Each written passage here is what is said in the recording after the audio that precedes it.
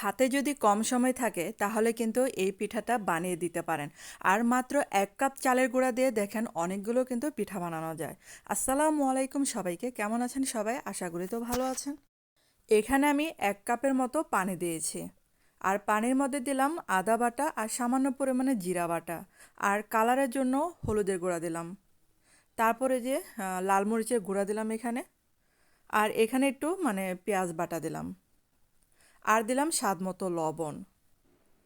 আর এখানে কিছুটা কালো জিরা দিব। আর এই পিঠার বিশেষত্ব হলো কালো জিরা। তাই এখানে কিন্তু আমি কোনো ধনেপাতা কুচি দিই নাই। আর কালো জিরা দেওয়াতে এই পিঠার স্বাদ যে দ্বিগুণ হয়ে যায়। আর আমার মতে সবচেয়ে সহজ পিঠার রেসিপি মনে হয় এই পিঠাই, এরকম লাগে আমার কাছে আর কি। তারপরে এখানে ১ কাপ দিলাম শুকনো চালের গুঁড়া, দিয়ে একটা ডো তৈরি করে নিয়েছি। হঠাৎ কোনো মেহমান আসলে কিন্তু এই পিঠাটা যখন তখন বানিয়ে দিতে পারেন, এত সহজ এই পিঠা বানানোটা। আর ডোটা দেখেন প্রায় কিন্তু হয়ে গেছে, তো চুলাটা কিন্তু বন্ধ করে দিলাম এখন। আর এখন এই যে সামান্য পরিমাণে শুকনো চালের গুঁড়া দিয়ে ভালো করে কিন্তু মথে নিতে হবে।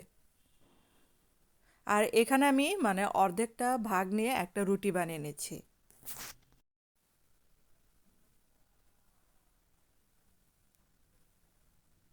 আর রুটিটা কিন্তু বেশি মোটাও হবে না, আবার কিন্তু একদম পাতলাও হবে না।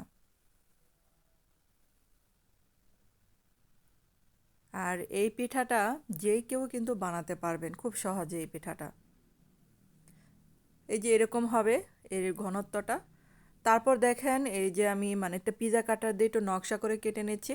আর এই যে এরকম একটু তেরা বেঁকা করে কেটে নেবেন, তাহলে দেখেন একটা ডিজাইন তৈরি হয়ে যাবে। আর দেখে কিন্তু বুঝতে পারছেন যে এটা কত সহজ বানানো। তো এটা কিন্তু হাতে যাদের কম সময়, তারা কিন্তু ঝটপট করে এই পিঠাটা বানিয়ে নিতে পারেন। সন্ধ্যার নাস্তাও বানিয়ে দিতে পারেন এই পিঠাটা। আবার অনেকে ঝাল পিঠা খেতে পছন্দ করেন, তাদের জন্য এই পিঠাটা।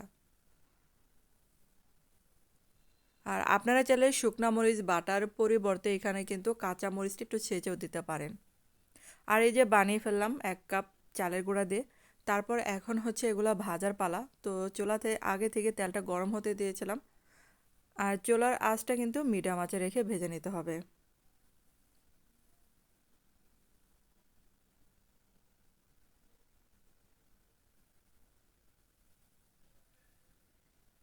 আর এগুলা দেখেন এই যে তেলে দেওয়ার সময় কত সুন্দর মচমচা হচ্ছে।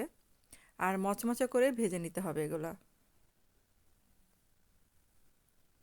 আর এগুলা বানালে ১ কাপ চালের গুঁড়ায় হয়তো হবে না সবারই, কারণ এত এত মজার হয় যা আপনাকে বেশি করে বানাতে হবে।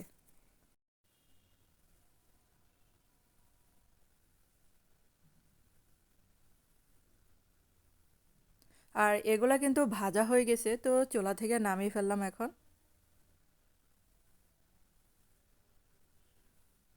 আর এই পিঠাগুলা এতটাই মজার হয় যে চুলার পাড়ে বসেই যে কেউ সমানেই বারবার খেতে থাকবে। তো হয়ে গেল আমার এই ঝাল পিঠাটা। আর আপনাদের কাছে কেমন লেগেছে অবশ্যই কিন্তু কমেন্ট করে জানাবেন। আর আমার এই রেসিপি দেখে যদি বানান তাহলে কিন্তু কমেন্ট করে জানাবেন যে আপনাদের কাছে কেমন লাগলো এই পিঠাটা। আর ১ কাপ চালের গুঁড়া দিয়ে দেখেন আমার কতগুলো পিঠা হয়েছে।